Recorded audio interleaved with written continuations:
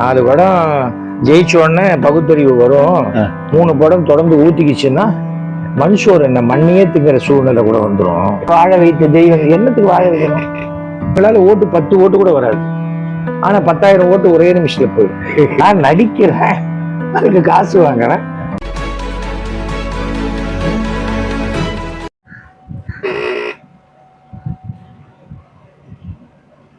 நீங்க okay sir, வணக்கம். வணக்கம் ராம்ஜி, எப்படி சார் இருக்கீங்க? நல்லா இருக்கேன்.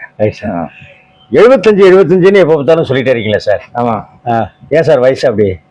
ஆமா, 76 வரலையே, அதனால 74 முடிஞ்சு போச்சு, அதனால 74 சொல்லலை சார். சினிமா நாடகம்ங்கிறது ரொம்ப சந்தோஷமான இடம். ஆனா அரசியலும் உங்களுக்கு அப்படி ரொம்ப இயல்பா சந்தோஷமா இருக்கிறதுக்கு என்ன காரணம் சார்? அரசியல் எனக்கு சந்தோஷமா இருக்குன்னு நான் சொல்லவே இல்லையே. சினிமா நாடகம் எனக்கு வருமானத்தை கொடுக்கக்கூடிய இடம், என்னுடைய தொழில். அரசியல் என்னுடைய சமூக சேவைக்கு அங்கீகாரம் உள்ள ஒரு இடம். அது நான் நல்லவங்களா பார்த்து தேர்தலில் நிற்கும் போது பிரச்சாரம் பண்ணிட்டு இருந்தேன். 1985 அப்போலேருந்து பண்ணிட்டு இருந்தேன். அதன் பிறகு 90 பிஜேபி கூட்டணிக்கு பண்ணினேன். பிஜேபி, டிஎம்கே, பிஜேபி, ஏடிஎம்கே எல்லாம் நான் பேசினேன். அதன் பிறகு ஜெயலலிதா அவர்களை கூப்பிட்டு நீங்க ஏன் ஜாயின் பண்ண சொல்லி சொன்னாங்க. அந்த எலெக்ஷன்ல பிஜேபி அதிமுக கூட்டணிக்கு தான் நான் போய் பிரச்சாரம் பண்ணிட்டு வந்தேன். அவங்களும் போய் பிரச்சாரம் பண்ணாங்க. ஆனால் டோட்டலாக வாஷ் அவுட் ஆயிடுச்சு. தமிழ்நாட்டில் 40 சீட்டு 39+1 டோட்டலாக போயிடுச்சு.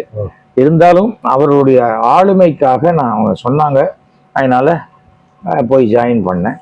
அதே போல பிரச்சாரத்துக்கு போகணும்னு நான் நினைச்சிருந்த போது கூப்பிட்டு சீட்டு கொடுத்துட்டாங்க மயிலாப்பூர். ஆமா, மயிலாப்பூர்லயே கிட்டத்தட்ட 196 பேர் பணம் கட்டிருந்தாங்க. பணமே கட்டாது என்ன கூப்பிட்டு சீட்டு கொடுத்தாங்க. நான் சொன்னேன், எனக்கு முதல் எதிரியே கூட இருக்கிற 190 பணம் கட்டினவங்க தான். அதனால அதெல்லாம் நான் பாத்துக்கிறேன். இப்போ இல்லை, என்கிட்ட பணம் இல்லைன்னாங்க. உங்கள்கிட்ட நான் பணம் கேட்டேனா அப்படின்னாங்க. ஜெயிச்சேன்னா நான் 89 சுயேட்சையா நின்ன போது 1200 ஓட்டு வாங்கினேன். இதுலயும் 1200 ஓட்டு வித்தியாசத்துல தான் ஜெயிச்சேன். ஆனா அப்போ 1200 வித்தியாசத்துல தோத்தது. அப்போ நெடுஞ்செழியனோட அதிகமா ஓட்டு வாங்கி ஜெயிச்சது. நெடுஞ்செழியன், ஆமா, டெபாசிட் போச்சு. எனக்கும் அவருக்கு டெபாசிட் போச்சு, அவருக்கும் போச்சு. இருந்தாலும் எஸ் வி சேகர் நெடுஞ்செழியனை ஜெயிச்சார் பத்தியா, இடைக்கால முதலமைச்சரை ஜெயிச்சிட்டார் அப்படின்னு பேர் வந்தது. ஏன்னா அப்பவே என்னுடைய அஸ்ட்ராலஜர் பார்சாதி சொன்னார், நீ கௌரவமா தோப்பீங்கன்னாரு. அது என்ன கௌரவமா தோக்குறதுன்னு பார்த்தா இதுதான் ஆச்சு. அப்போ இதுல நெப்போலியன் தமிழ்நாட்டிலேயே மிகப்பெரிய கான்ஸ்டியூன்சில ஜெயித்து எம்எல்ஏவா இருந்த நெப்போலியன் இதுல என்கிட்ட தோத்தார். அது நல்ல நண்பர் தான். பட் அப்பவே கலைஞர் சொன்னாராம், எதுக்குப்பா அவன் மண்ணின் மைந்தன் அங்க போய் நிக்கிற நீ அப்படின்னாராம். இல்ல சார், அவர் காமெடியன், நான் ஹீரோன்னாராம். சரி, ரிசல்ட் வந்தா தெரியும் யாரு காமெடியன் யாரு ஹீரோன்னாராம் கலைஞர். அது மாதிரி ஆச்சு. அதே மாதிரி சார், எல்லா அரசியல் தலைவர்களோடையும் ஒரு நல்ல ஒரு சிநேகிதம், நட்பு. எனக்கு சார் ஹிடன் அஜெண்டா கிடையாது. உங்களை பார்க்கும்போதே உங்களை பார்க்காம உங்க பேக்கெட்டை பார்க்கறது, அதுலேருந்து என்ன லாபம் வரும், இந்த மாதிரியான எண்ணம்லாம் எனக்கு கிடையாது. அதனால அவங்களுக்கு என்னை பத்தி தெரியும். இவன் ஏதாவது வந்தா ஒரு ஆப்ளிகேஷன்னா இவன் அவனுக்காக வரமாட்டான், வேற யாருக்கோ ஏதோ செஞ்சு கொடுக்கறதுக்காக வரான் அப்படின்னு தான். அதே போல அதை செஞ்சு கொடுக்குறவங்களுக்கும் அது உதவியாகத்தான் நான் செஞ்சு கொடுத்துருக்கேன். தவிர இன்னி வரைக்கும் என்னுடைய அரசியல் வாழ்க்கையில நான் ஒரு பைசா யார்கிட்டயாவது வாங்கினேங்கிறது அந்த கெட்ட பேர் கிடையாது. அது மயிலாப்பூர்ல நான் எம்எல்ஏவா இருந்த போது கூட கிட்டத்தட்ட 300 கோடி ரூபாய் வேலை நடந்தது. இப்போ ரெனோவேட் பண்ணிட்டு இருக்காங்களே இங்க இருக்கக்கூடிய அடையாறு பூங்கான்னு, அது அப்போ 150 கோடி ரூபாய் செலவுல அமைக்கப்பட்டது. அதுலேருந்து சொல்றேன் 300 கோடி ரூபாய். ஏன்னா ஒரு தொகுதிக்கு 7 கோடி ரூபாய் தான் ஒதுக்குவாங்க. பட் எல்லாம் சேர்ந்து நிறைய வேலை, ரோடு வேலை, அது கான்ட்ராக்ட் கமிஷன் தான். எனக்கு உட்பட்ட இடத்துக்குள்ள எது வந்தாலும் துட்டு வாங்கணுங்கிற எண்ணம் தானே எல்லாருக்கும் இருக்கும். அந்த மாதிரி தான் இருந்தது. நான் அதுக்காக செய்யலை. நீங்க அல்போன்சா கிரவுண்ட்ல ஷட்டில் கோர்ட்டு தினசரி ஒரு 400 குழந்தைங்க விளையாடிட்டு, அது எனக்கு பெருமை. அவ்வளவுதான். அது எவ்வளவு ஒரு நல்ல விஷயம். நம்ம எம்எல்ஏ வரணும் பண்ணி கொடுத்தோம். நான் என் காசையே போட்டேன், கவர்மெண்ட் காசு, அதை சரியா பயன்படுத்து, அதுல கமிஷன் வாங்காம பண்ணிருக்கோம். அவ்வளவுதான். அது இன்னி வரைக்கும் அது போறோம். அதனால்தான் மறுபடியும் எனக்கு எம்எல்ஏ சீட்டு வருங்கிற சூழ்நிலை வந்தா கூட ஒரு 10 வருஷம் முன்னாடியே இனிமே எலெக்ஷன்ல நிக்க போறது இல்லைங்கிற தீர்மானத்துக்கு வந்து மோடி என்னை கூப்பிட்டு ஓ. பிஜேபியில சேர சொன்ன போதும் இனிமே எந்த தேர்தலையும் நான் நிக்க மாட்டேன், ஓகேன்னா நான் வரேன் அப்படின்ற கண்டிஷன் அப்படிதான் போனேன். அதெல்லாம் பரவாயில்ல, நான் பாத்துக்கிறேன், அப்படியே உங்களை ராஜ்யசபா கழிச்சு போறேங்கிற மாதிரிலாம் சொன்னார். அதையெல்லாம் நான் நம்பலை. ஏன்னா அரசியலும் சினிமாலையும் நம்ம கைக்கு வர வரைக்கும் எதுவுமே உறுதியானது கிடையாது, உறுதியானது கிடையாது. அதை நான் அந்த ஆசைக்கெல்லாம் நம்புறது இல்லை. அடுத்த படத்துல உங்களை தான் போடுறாரு அப்படிம்பாங்க. சரி சரி வாங்க காஃபி சாப்பிட்டு போங்க, அவ்வளவுதான் சொல்ல முடியும். அதுக்காக ஒரு தடவை நடிச்சு காட்ட முடியுமா, இல்ல குட்டிக்கார நடிச்சு காட்ட முடியுமா? என்ன பண்ண முடியாது. அது மாதிரிதான் நான் என்னுடைய நேச்சர். எனக்கு கொடுப்பதை இறைவன் தான் கொடுக்குறாரே தவிர வேற எவனும் கொடுக்கறது இல்லை. அது இறைவன் இந்த சில மனிதர்கள் வழியாக கொடுப்பாங்க. அதே போல நான் செய்யற உதவியும் இறைவன் என் வழியா அவர்களுக்கு பண்ணி கொடுக்குறாங்க, அவ்வளவுதான். அதுவும் நான் பண்ணி கொடுக்கல, இது என்னுடைய பாலிசி. அதனால எனக்கு அது வந்து ஒரு பெரிய ஒரு விஷயமா அரசியல்ல தெரியல. ஆனா பெரிய பெரிய என்ன நான் வந்து பாலிசிக்காக யாரை வேணா எதிர்ப்பேன். அந்த பாலிசிக்காக மட்டும்தான் இவன் பேசுறான். இவன் வாயிலேருந்து ஒரு வார்த்தை கூட பர்சனலாகவோ தவறாகவோ வராது அப்படிம்பாங்க. அது அது அதுக்கேற்ற மாதிரி தான். அன்றைக்கு என்னுடைய 7000வது நாடக விழாவில் மாண்புமிகு தமிழக முதல்வர் ஸ்டாலின் என்னுடைய நண்பர் தான். ஆனா நானே நண்பர்னு சொல்லிட்டு இருந்தா என்ன பிரயோஜனம்? அவர் சொன்னார் மேடையில நண்பர் அப்படின்னார். அவர் அப்படியே மனசுல இருந்து பேசினார் அந்த ஃபங்க்ஷன். ஆமா, அவர் ஆணையிட்டாருங்கிற மாதிரி சொன்னார். அவர் சொல்லிட்டாரு, கட்டளை போட்டாரு, நீங்க வந்தாகணும்ட்டாரு, வந்துட்டேன். அதே போல 2026 நானும் கேட்பேன், அவரும் வருவாரு, கண்டிப்பா வருவேன்.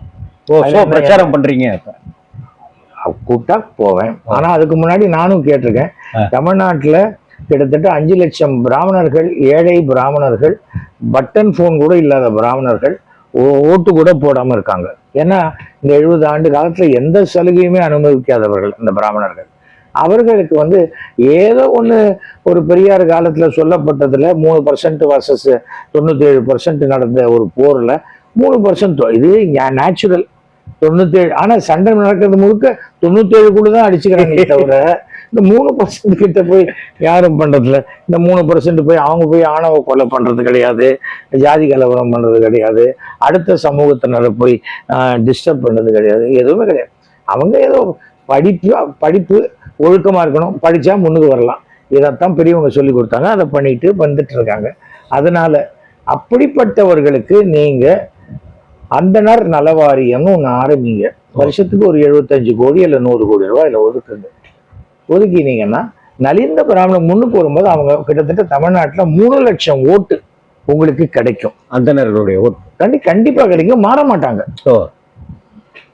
அது திமுகவை பொறுத்த வரைக்கும் நான் என்ன சொல்றேன், திமுகவில் வந்து கலைஞராக இருக்கட்டும், ஸ்டாலினா இருக்கட்டும், பிராமணன் இப்படி பண்ணிட்டாங்கிற வார்த்தையை சில சமயம் பிராமணியம்பாங்க, அப்படி இப்படிம்பாங்க.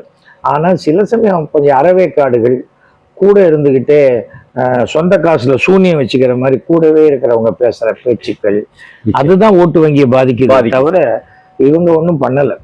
அதே சமயம் ஜெயலலிதா இருந்த வரைக்கும் ஜெயலலிதாவுக்கு என்று பிராமணர்களுடைய வாக்கு வங்கி இருந்தது. ஜெயலலிதாவுக்கு பிறகு எடப்பாடி பழனிசாமி வந்த பிறகும் அவர் பிராமணர்களுக்குன்னு எதுவும் செய்யல. இடபிள்யூஎஸ் கூட நான் அங்கீகாரம் பண்ண மாட்டேன்னு தான் அவர் சொன்னார். அதனால அவரும் ஒன்றும் கிடையாது. அப்புறம் வேற யார் இருக்காங்க, வேற யாரும் ஒன்றும் பண்ண போறேன்னு சொல்லல. இப்ப சீமான் சொல்லியிருக்கார், நான் 5 பிராமணர்களுக்கு சீட்டு கொடுப்பேன் அப்படின்னு. ரவி கணேஷ்னு ஒருத்தர் பிராமணர் பாதுகாப்பு இயக்கம் கட்சின்னு ஒன்று ஆரம்பிக்கிறார். அவர் 10 கோடி ரூபாய் வரைக்கும் செலவழிச்சு 10 பிராமணர்களை நான் நிறுத்துவேன் அப்படின்னு சொல்லியிருக்கார். தமிழ்நாட்டில் கிட்டத்தட்ட 60 கான்ஸ்டியூன்சியில ஓட்டுக்களை வெற்றி தோல்வியை நிர்ணயிக்கக்கூடிய இடத்துல பிராமணர்கள் இருக்காங்க. அதை புரிஞ்சுக்கல, அது வேண்டாங்கிறாங்க. ஆனா இந்த தேர்தல் அவர்கள் வேண்டும் என்ற சூழ்நிலைக்கு வரும். நலவாரியம்னாக்கா அதுல என்ன நடக்கணும்னு நினைக்கிறீங்க சார்? இப்ப அண்டர் பிரிவிலேஜா இருக்காங்க இல்லையா, ஆமா, தினசரி கூலிக்கு தானே வேலைக்கு போறாங்க.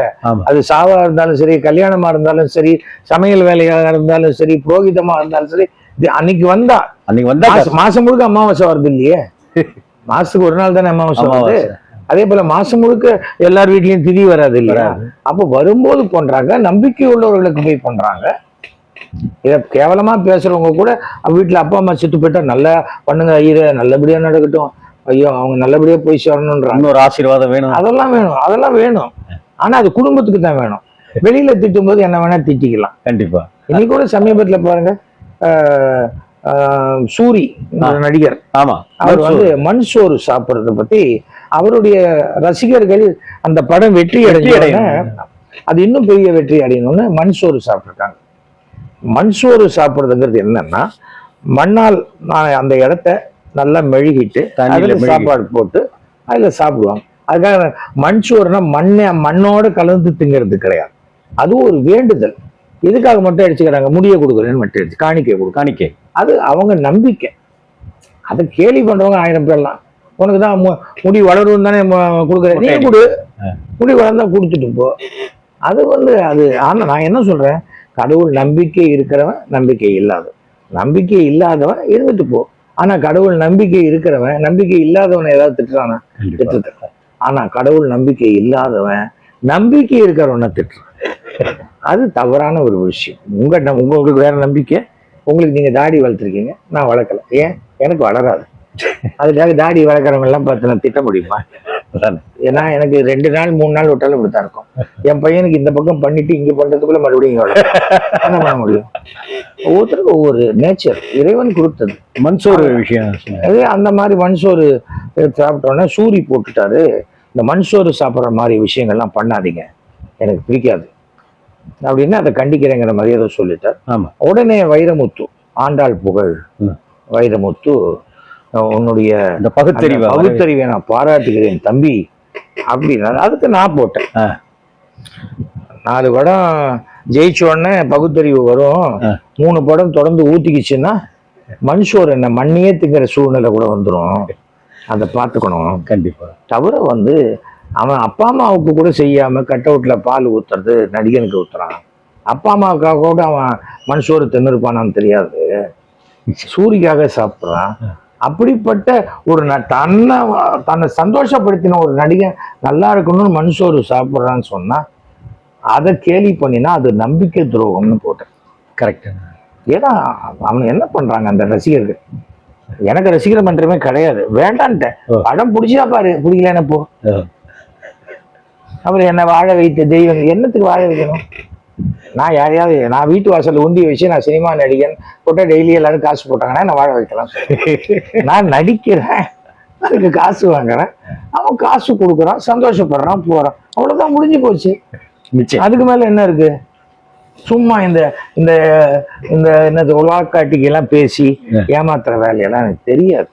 யதார்த்தவாதி, ரிலிஜன விரோதி, அவ்வளவுதான். அதனால அது அப்படிப்பட்டவன் தான் நான்.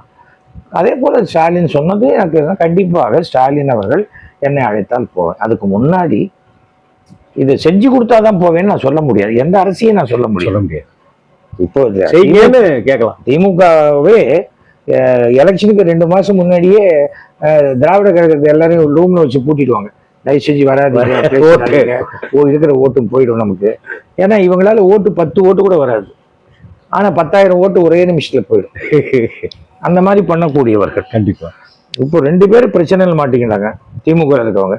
அந்த 2 பேருமே திராவிட கழக கூட்டத்துக்கு போய் பேசிதான் மாட்டிக்கிட்டாங்க. ஆமா, சட்ட ரீதியா இன்னைக்கு பிரச்சனை எதிர்கொள்ளக்கூடிய பிரச்சனை. நான் என்ன சொல்றேன், யாருக்கு என்ன கருத்து வேணா இருக்கட்டும், அரசியல் அமைப்பு சட்டத்தின்படி ஒரு அதிகாரத்துக்காக ஒரு பதவி ஏற்பு பண்ணின பிறகு அப்படிதான் நடந்தது. அதுதான் கலைஞர் அப்படிதான் செஞ்சார் கடைசி வரைக்கும். நான் 25 பேர் இருப்பாங்க அவர் வீட்டு வாசல்ல. நான் போய் சண்முகநாத சார் நான் வந்திருக்கேன் பாருங்க, உட்காருங்க சொல்றேன், லிஸ்ட்ல எழுதுவார். எந்த வந்து 22ஆவதா இருக்கும் பேர். ஒண்ணு முதல்ல சேகரை கூப்பிடுவார், இல்லைன்னா 26ஆவதா கூப்பிடுவார்.